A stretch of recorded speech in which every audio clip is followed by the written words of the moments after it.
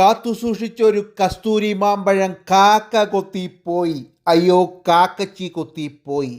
അല്ലെങ്കിൽ മണ്ണും ചാരി നിന്നവൻ പെണ്ണും കൊണ്ടുപോയി എന്ന് പറഞ്ഞ പോലെയായി അമേരിക്കയുടെ പ്രസിഡന്റായ ഡൊണാൾഡ് ട്രംപിൻ്റെ അവസ്ഥ.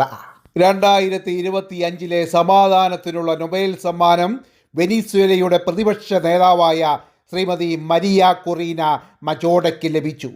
വെനിസ്വേലയിലെ ജനങ്ങളുടെ ജനാധിപത്യ അവകാശങ്ങൾക്കും സ്വേച്ഛാധിപത്യത്തിൽ നിന്ന് ജനാധിപത്യത്തിലേക്കുള്ള അധികാര കൈമാറ്റത്തിനും ഈ മഹതി നടത്തിയ ഇടപെടലുകൾക്കുള്ള അംഗീകാരമായിട്ടാണ് നൊബേൽ സമാധാനത്തിൻ്റെ പുരസ്കാരം ഇവരെ തേടിയെത്തിയത്.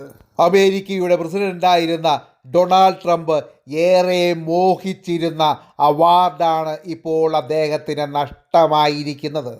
താൻ 7 യുദ്ധങ്ങൾ നിർത്തിയെന്ന് അദ്ദേഹം വീമ്പിളക്കിയിരുന്നു.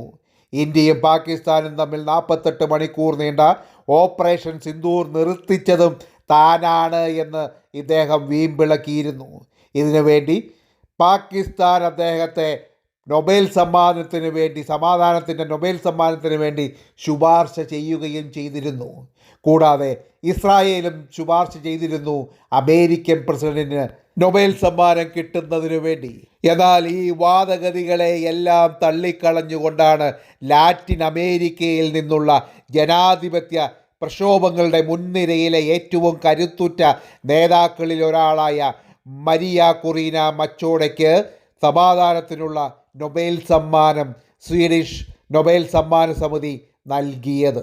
ഇനിയിപ്പോൾ ജനങ്ങൾക്ക് അറിയുവാനുള്ളത്, ഇന്ത്യക്ക് പിഴച്ചുങ്കം ചുമത്തിയതുപോലെ 50% പിഴച്ചുങ്കം ചുമത്തിയതുപോലെ സ്വീഡനും അമേരിക്കൻ പ്രസിഡന്റ് ട്രംപ് പിഴച്ചുങ്കം ചുമത്തുമോ എന്നുള്ളതാണ് ജനങ്ങൾക്കറിയുവാനുള്ളത്. എന്തുകൊണ്ടെന്നാൽ കാത്തുസൂക്ഷിച്ച് കിട്ടുമെന്ന് പ്രതീക്ഷിച്ചിരുന്ന നൊബേൽ സമ്മാനം കിട്ടാതെ പോയ ട്രംപിൻ്റെ മനോനില ചിലപ്പോൾ തെറ്റിയേക്കാമെന്നാണ് സോഷ്യൽ മീഡിയയിൽ ജനങ്ങൾ അഭിപ്രായപ്പെടുന്നത്. 2025 സമാധാനത്തിനുള്ള നൊബേൽ സമ്മാനം ലഭിച്ച വെനിസ്വേലയുടെ ശബ്ദമായ വെനിസ്വേലയുടെ പ്രതിപക്ഷ നേതാവ് മരിയ കൊറീന മച്ചോഡയ്ക്ക് തനിനാടൻ ന്യൂസിൻ്റെ 1000 ആശംസകൾ, അനുമോദനങ്ങൾ. കൂടാതെ ഇന്ത്യയെ ദ്രോഹിച്ച ഓപ്പറേഷൻ സിന്ദൂറിന് ശേഷം നൊബേൽ സമ്മാനത്തിനു വേണ്ടി ഇന്ത്യയെ ദ്രോഹിച്ച ട്രംപിന് ഈ അവാർഡ് കൊടുക്കാതിരുന്ന സ്വീഡിഷ് നൊബേൽ സമ്മാന സമിതിക്കും തനിനാടൻ ന്യൂസിൻ്റെ നന്ദി.